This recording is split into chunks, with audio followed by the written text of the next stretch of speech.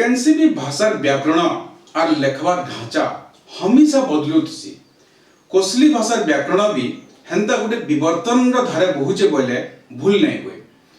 गुरुत्वटे कारण रो भाषा आखर पाखर जिनिस रो प्रभावित हेसी।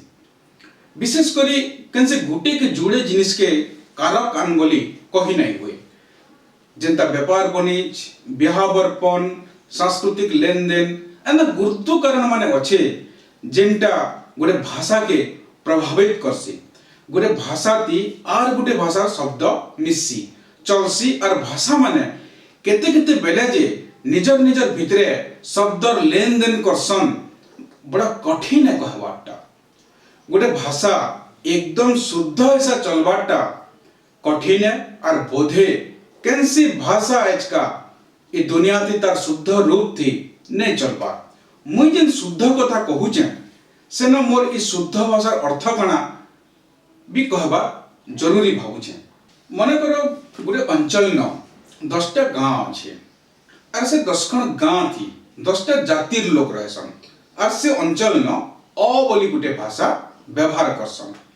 हेले आपण माने सब जानिथिबे और अनुध्यान करिथिबे जे जदि गोटे घरे 5 लोग भी थिबे बेला से 5 लोग 5 किस्म कथबार्ता करुथिबे।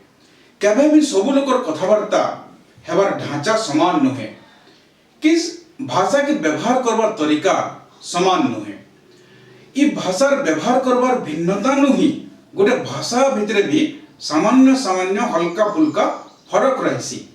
और से जन 10टा जातिर 10खण गाँव लोग व्यवहार करुतबार भिन्न भिन्न भाषा के अंचल रो मुखिया भाषा नु चिन्हार करवार लगे भाषा विज्ञानी माने ताकर सुविधा लगी बोली से भिन्न भाषा के मुखिया भाषार उपभाषा बोली कहसन।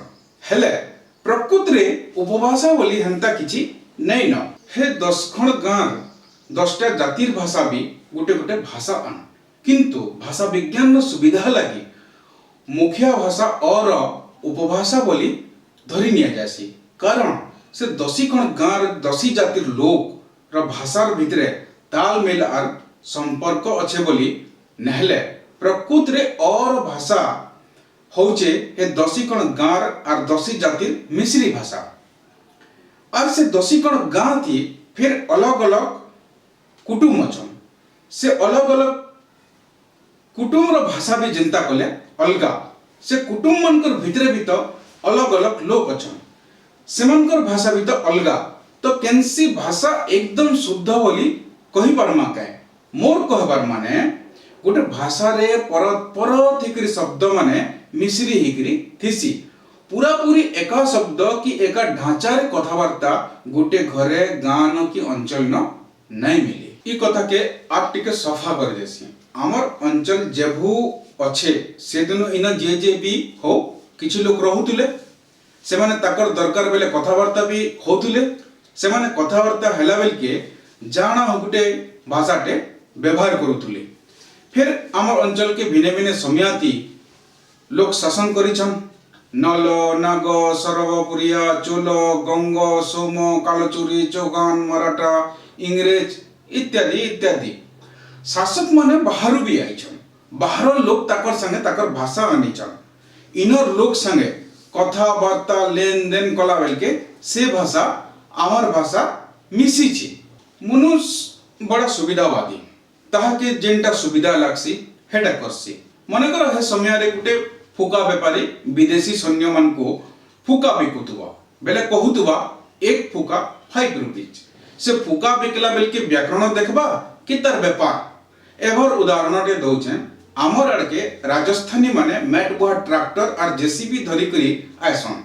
से माने जिते बेले किराना दुकान के सामान घिनी जायसन कि स्टोव जलवार लगी किरोसिनी घिनी जायसन राजस्थानी कोसली थी नहीं कहे कि किराना दुकानी की किरोसिनी दुकानी राजस्थानी नहीं बुझे। हेले सेमन को लेन देन करवार थी असुविधा नहीं हुए। राजस्थानी और दुकानी ताकर सुविधा लगी से माने गुटे मिसा गुला भाषा बने देसन सेटा चलसी भाषा बनी जैसी एंता ही हेसी सब भाषा विकास। भाषा जिते बेले तो कथावार्ता थी तो किछि कचर कचर नहीं जेते बेले किसी भाषा थी लेखबार मूल हेसी तो ताहाके नानादी जिनिस दरकार हेसी ताके गोटे व्याकरण दरकार हेसी गोटे लिपि दरकार और झमेला माने मूल हेसी और शेष के झमेला माने खत्म भी हेसी आमर भाषा जदि भी केतने दिनों कथबार्ता रे चली आउथला हेले भी लिखित हिसाब तार स्थिति खास नहीं थाई हेले उसातर कथा एबे एबे आमर भाषा थी लेखबार गोटे जोरदार तहक टे देखबार के मिलुछे जानवर के मिलुछे जे प्राय 120 बछर तले 1891 मसीहा रे संबलपुर हितेशणी रे कवि मधुसूदन कर कविता टे छपा हेगिरी बाहरी थिला तेहरु पले आसुन 70 दशक आड़के 1971-72 आड़े आमर भाषार व्याकरण आलोचना के आसीची मुख्य करी दुई किस्मर व्याकरण ढांचा चलला गुटे दंत्य संयम बा ह्रस्व नियम आरटा चिराचरित ओडिया व्याकरण रो ढांचा दंत्य संयम सहज और सटीक हेतिले भी प्रचार प्रसार कमिनु गुटे सीमित लेखक गोष्ठी भितरे रही जिछि आर पक्षे उड़िया व्याकरण थी कोसली लेखबार कारण होचे आमे छुआ दिनो स्कूल रे उड़िया पढुछु उड़िया व्याकरण संगे परिचित अछु और सबुनु बड़ कथा हला आमर सबु पीढ़ी सबु लेखक बा आमर भाषा भाषी सबु अंचल रो लोक निके कोसली गुटे स्वतंत्र भाषा और तार स्वतंत्र व्याकरण अच्छे ई कथाटा नुहे पहुँचेते एंता परिस्थिति रे गोटे लेखक कि कवि कि सृजनशील लोक लेखबार के जते बेले बसबा से निजर सृष्टि उपरे जह ध्यान देबा कि भाषार व्याकरण देखबा और हेनते ही तो सबु बेले उड़िया एकेडमी और उपकूल अंचल लोक माने कोसली के दबाबार अहरा चेष्टा करुछन कोसली व्याकरण रो पायन थीर हेबार के समय लागबा इटा खाली आमर भाषा संगे नहीं घटबार सबु भाषा ती एंता समय गाय गाय ऐसी और तार तार आपे थीर हे जैसी इंग्रजी भाषा थी भी 1600 सदी आड़ के जाई करी थीर हेचे इंग्रजी रे भी गोटे बड़े गिचटना थिला जहा के ग्रेट इंग्लिश भावेल शिफ्ट कहसन संस्कृत रे भी दुई किस्मर संस्कृत चलुतला वैदिक संस्कृत और क्लासिकल बा पाणिनि संस्कृत तो इहादे आमर भाषा ती जेन व्याकरण के नै करी गिचटना अच्छे सेटा गोटे बहुत बड़ कथा नहीं से इटा गोटे भाषा विवर्तन रो अवस्था है बरम आमे माने उसत हबार कथा जे आमर भाषा ई अवस्था तक पहुँचिला न और आमे सबे चेष्टा करबार कथा जे केनता करी ई अवस्था नु जल्दी पार हेकरी आगे बढ़मा।